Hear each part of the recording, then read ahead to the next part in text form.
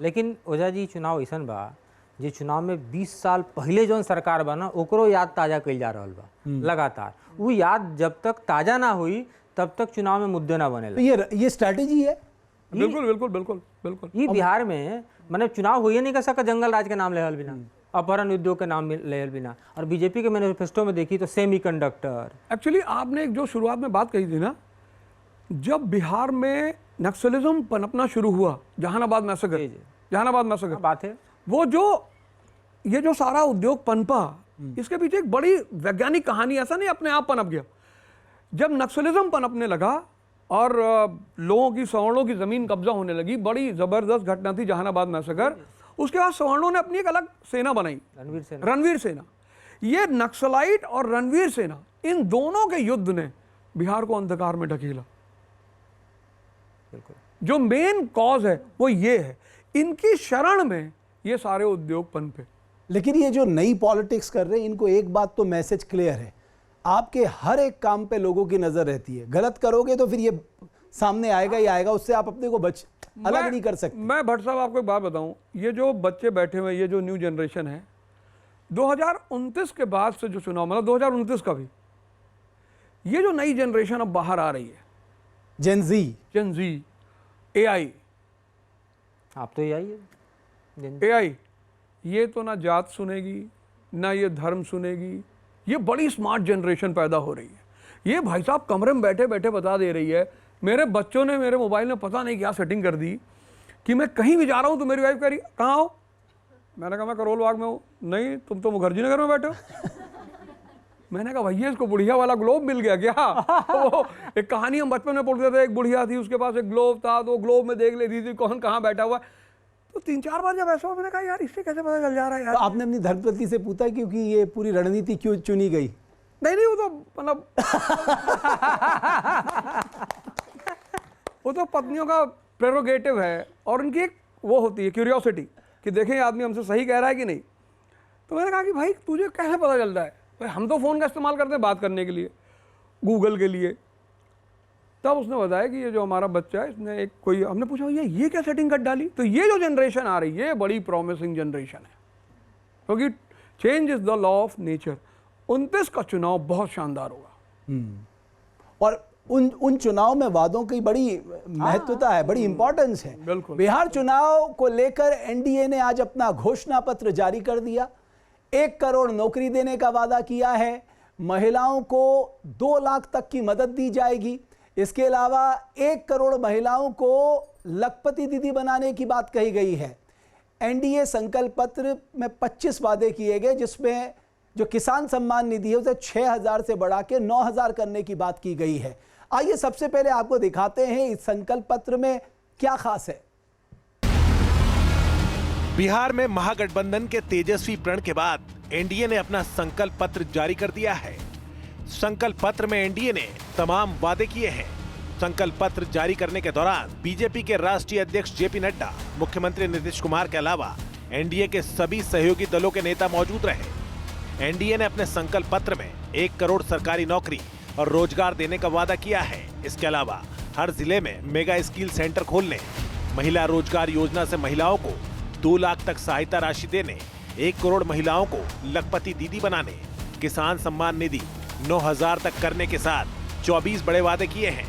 अति पिछड़ा वर्ग को आर्थिक और सामाजिक बल देना, अति पिछड़ा वर्ग के विभिन्न समूह को 10 लाख रुपए की सहायता देंगे। एनडीए का संकल्प पत्र जारी होते ही बिहार में सियासी वार पलटवार शुरू हो गया है। ओझा साहब, ये मुझे सबसे मजेदार लगता है कि संकल्प पत्र बनाम तेजस्वी प्रण। तो एक तरफ तेजस्वी का प्रण है, दूसरी तरफ आज संकल्प पत्र आया है। तो आपको लग रहा है कि बिहार की जनता के लिए चुनना आसान होगा या मुश्किल होगा? मुझे तो लगता है ये महाभारत काल है, ये रामायण काल नहीं है, ये महाभारत काल है।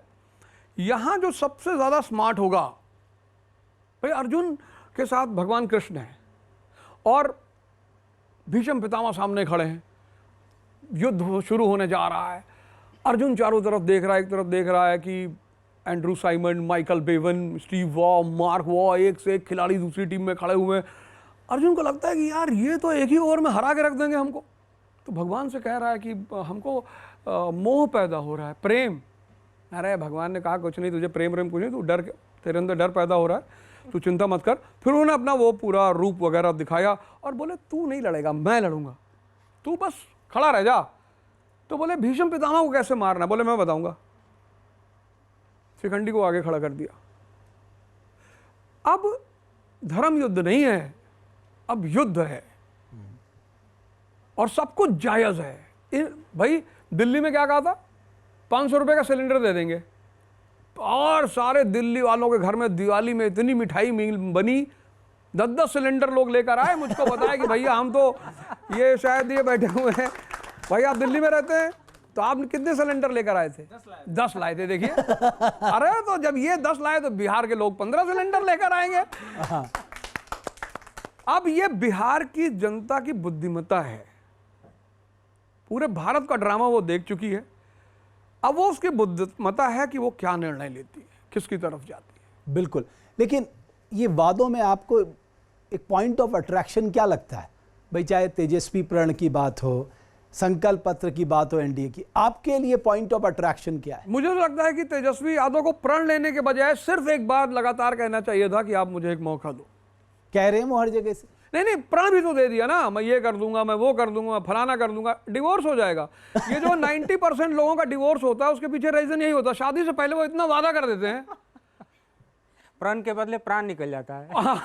प्रण के बदले प्राण निकल जाता है। फिर वो जब आदमी अफेयर में होता है बड़ा डिसेंट होता है, जी मैं तंबाकू नहीं खाता, जी मैं सिगरेट नहीं पीता, और पता लगा जिस दिन शादी हुई आदमी वॉशरूम से तंबाकू बनाते हुए निकल रहा। औरत का तो कलेजा ही फट गया कि तू तो कह रहा था मैं तंबाकू नहीं खाता। तो इन लोगों को, नेताओं को इससे बचना चाहिए, क्योंकि उन्होंने नहीं किया। लेकिन अब जनता को बहुत ही बुद्धिमत्ता से काम लेना। लेकिन ये खतरनाक ट्रेंड नहीं है, आपको नहीं लगता? हाँ, बहुत भाई, खतरनाक। चुनाव अगर आप लेवल प्लेइंग फील्ड लिखेंगे और अगर इस तरह से, ऐसे तो कोई कुछ भी वादे कर देगा, क्योंकि यहाँ तो कोई लीगली बाइंडिंग है नहीं। भारत का कोई ऐसा कानून तो है नहीं जो राजनीतिक दल को कहता हो कि साहब कानूनी तौर पे बाध्य हो जाएगा अगर आप कहेंगे चुनाव से पहले हम ये करेंगे। रमेश भाई, हमारा बुझाता है कि बॉलीवुड होके चाहे अन्य क्षेत्रीय फिल्म में सबसे ज़्यादा गाना ना वादा पे बनल बा। ये बड़ी बढ़िया मौका बा कि रउआ कोनो वादा पे एगो बढ़िया गाना सुना दी। नहीं, हम तो रंजन सर अभी नहीं सुना पाएंगे, एक्चुअली मेरी सर्जरी हुई है तो थोड़ा मुझे दिक्कत हो जाती है। 2 लाइन तो अइबे करी, मन में वादा है तो वादा निभाना होगा साजन तुमको, डोली में बिठा के घर ले जा मुझको, कोई पुरानी फिल्म है उसका गाना है। तो मैं चाहता हूं कि अब भारत की जनता बिहार से एक शुरुआत करे, क्योंकि बिहार क्रांति की जगह रही है। सिर्फ 4 चीज़ों पे वोट करे: शिक्षा, स्वास्थ्य, इंफ्रास्ट्रक्चर, इंडस्ट्री। बट इनमें होता कहाँ है? आप जो कह रहे हैं ये तो एक आदर्श स्थिति है कि जो कोई व्यक्ति कहेगा साहब इन 4 मानदंडों पे आप अपनी नजर रखना, लेकिन ऐसा कभी हुआ कहाँ? जहाँ भक्ति है हर शब्द में, कथाओं में छुपे हैं दिव्य रहस्य और ज्योतिष देता है जीवन को दिशा। धर्म से जुड़ी हर बातों को जानने के लिए हमारे चैनल स्तुति को सब्सक्राइब करें। चैनल पर जाने के लिए इस लिंक पर क्लिक करें।